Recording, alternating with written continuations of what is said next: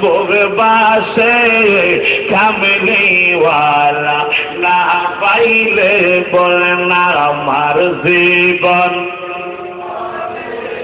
সোনার জীবন বিপলে কামলিওয়ালা না পাইলে নবী আপনি দয়াল বন্ধু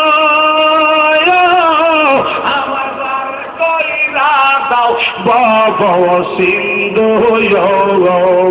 নবী আপনি দয়াল আমার কইরা দাও বাবা সিন্ধু বিলাইয়া কাউ সারের পানি বিলাইয়া কাউ সারের পানি ময়দানে হাসরে কামলিওয়ালা না পাইলে আমার জীবন সোনার জীবন বিপলে কামলিওয়ালা না পাইলে জোরে জোরে বলেন সুবহানাল্লাহ। জমিনের মধ্যে পড়ে কাঁদেন নবী গো ইয়া রাসূলুল্লাহ ইয়া হাবিবাল্লাহ আমার জিন্দেগীর বন্দেগী বরবাদ হয়ে গেল। আল্লাহর নবী যখন কিছুক্ষণ পরে অন্তর থেকে যখন কলব থেকে সিনা মুবারক থেকে যখন সামালিয়াতের পয়েস যখন নিসবত যখন ছেড়ে দিল তাইয়া কালবে কলব ঠান্ডা হয়ে গেল, চিৎকার বন্ধ হয়ে গেল। তাইয়া কালবেকে জিজ্ঞাসা করলো তাকিয়ে রে তুমি কেন কান্নাকাটি করতেছো, এইভাবে কেন জমিনে গড়াগড়ি করলাম? তাইলে তুমি বলেন ইয়া রাসূলুল্লাহ ইয়া হাবিবাল্লাহ আল্লাহর জাত পাকের কসম করে বলছেন আপনি মদিনার কামলিওয়ালা আসার পূর্বে আপনার এই ধর্মের আলো পাওয়ার আগে আমি দাদিরা মনে করেছিলাম এই খারাপ জিনিসটাই ভালো, নেকের কাজটাকে পাপের কাজ মনে করেছিলাম আর পাপের কাজটাকে নেকের কাজ মনে করেছিলাম। আমি আমার একটা কন্যা সন্তান জীবিত জ্যান্ত দাফন করে দিয়েছিলাম।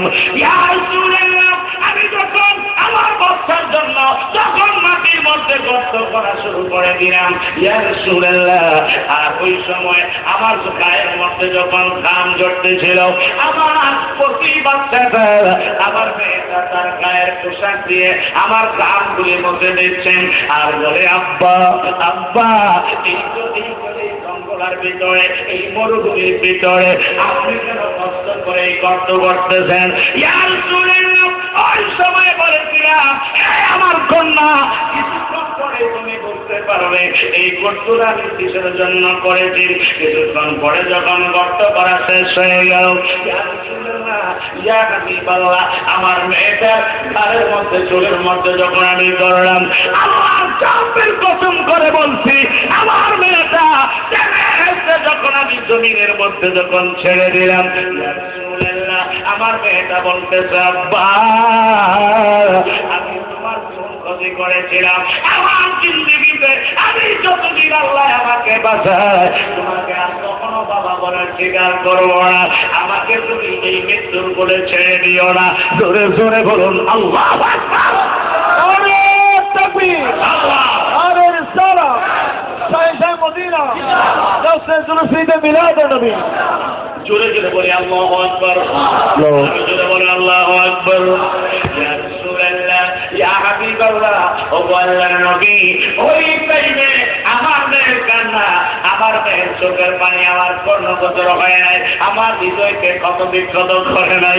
আল্লাহর নবী রাহমাতুল্লিল আলামিনের তোমার নুরানি কদম মোবারক যখন এসেছি আল্লাহর নবী যখন নুরানি কলমার তাওয়াজ্জু আমার কলবে যখন ট্রান্সফার করে দিল ইয়া রাসূলুল্লাহ আমার পেছনের সমস্ত গুনাহগুলি আমার ভেসে উঠছে, আমার প্রতি মেয়েটা প্রতি লাখ প্রতি হাত প্রতি জবান দিয়ে এইভাবে চিৎকার মেরে মেরে আমাকে ডেকেছিল আব্বা।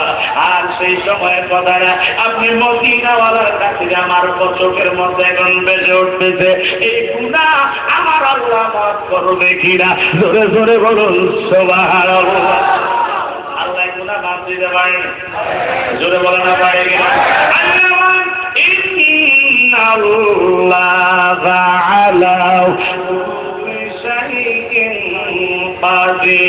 কাদির।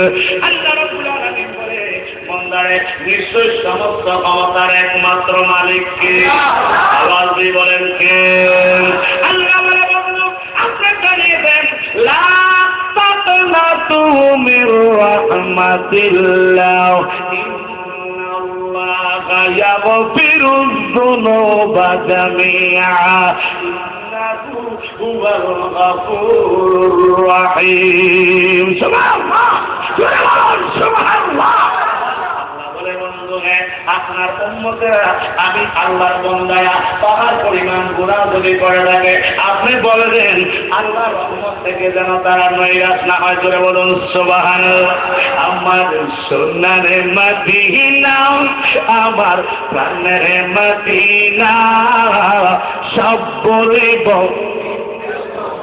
বলতে পারি না আহা সব বলিব কিন্তু তোমায় বলতে পারি না আহা সব বলিব কিন্তু তোমায় বলতে পারি বলিনি বলবো না বলতে পারি না বলুন বলিনি বলবো না বলতে পারি না সব বলিব কিন্তু তোমায় বলতে পারি না আহা সব বলিব আহা যাদের নামে তুমি ছিলে অলক্ষণের আহা বড়ই মারাত্মক ছিল তোমার পরি ইয়াসের নামে তুমি ছিলে অলক্ষণের বড়ই মারাত্মক ছিল তোমার পরিবেশ কবি ছোঁয়া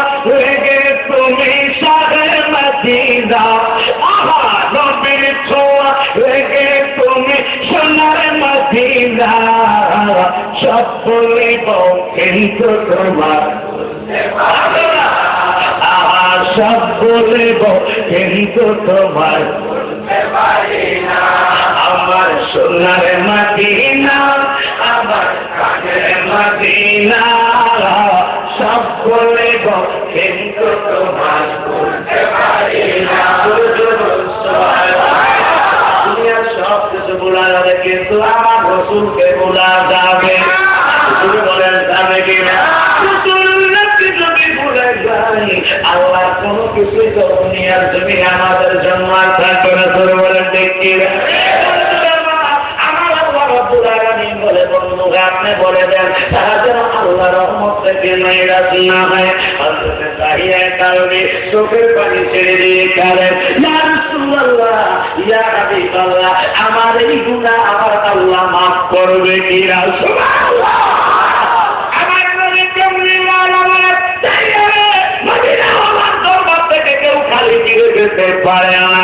তুমি তার হাতের মধ্যে হাত রেখেছ ইয়া রাসূলুল্লাহ আল্লাহ রাসূল পাকের হাত মোবারকের মধ্যে রেখেছেন। আল্লাহ নবী বলে দাঁড়িয়ে অপেক্ষা করো আসরের নামাজের আযান হয়ে যাও। আল্লাহ নবী বলে দাঁড়িয়ে আমার পেছনে দাঁড় করিয়ে দাও। সুবহানাল্লাহ। এই কারণে রাদিয়াল্লাহু তাআলা আনহু আমার গুনাহগুলি আমার আল্লাহ মাফ করেছে কিনা আমার দয়াল নবী বলে তাকিয়ারে নবী কামলিওয়ালার পেছনে যারা নামাজ আদায় করছে আমার আল্লাহ জিবরাইলের মাধ্যমে বলেছেন তোমরা আল্লাহর রহমত থেকে নৈরাশ হইও না। আমি মদিনাওয়ালা হলাম শ্রেষ্ঠ রহমত। আর আমার পেছনে তুমি ইক্তেদা করার কারণে হাজির নাজির মানার কারণে আমার আল্লাহ তোমার জিন্দেগি